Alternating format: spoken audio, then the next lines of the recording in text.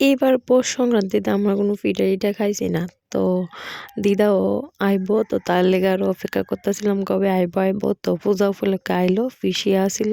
তো তার লেগে এবার কইলাম যে আমার পিঠা বানিয়ে খাওয়াইতে হইব। তো তারপর এদিকে আমার ফেভারিট পিঠা যেটা মানে একদম আমার সবচেয়ে প্রিয় পিঠা হয়েছে সিদ্ধ পুলি, যেটা আমি কই আর কি। তো ফার্স্টে দিয়ে সিদ্ধ পুলি বানাই লইতেছে দিদা, কাকিমুনি, পিসি, বইয়া, কারণ দিদা তারা লেগা তো আর পিঠা খাইতে পারতাম না। তো তার লেগা দিদাও কইতাছে যে এইবার আমরাও পিঠা খাইছি না, তো একসঙ্গেই সবাই পিঠা খাওয়া হইব। তো তার লেগা এদিকে বানাই লইল আগে সিদ্ধ পুলি। তো তারপরে দিয়া এদিকে আমার বোনও বয়ে গেছে বনুর প্রিয় পিঠা খাওয়ার লেগা।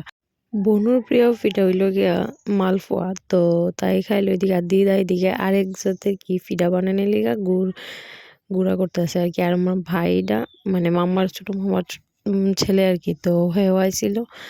তো হ্যাঁ রে কইতেছে পিঠা খা না, হে বইয়া বইয়া দেখে দিদা কেমনি পিঠা বানা। তো এইদিকে বুকের প্রসাদন হয়েছিল, তো আমার ঠাম্মাই দিয়ে মাখতাছে আর কি সবাই দেওয়ার লেগা। আর এইদিকে আমি ফ্রাইড রাইসটা করে লইলাম, তো মারে কইলাম উপর দিয়ে একটু ঘিটা দিয়া দু।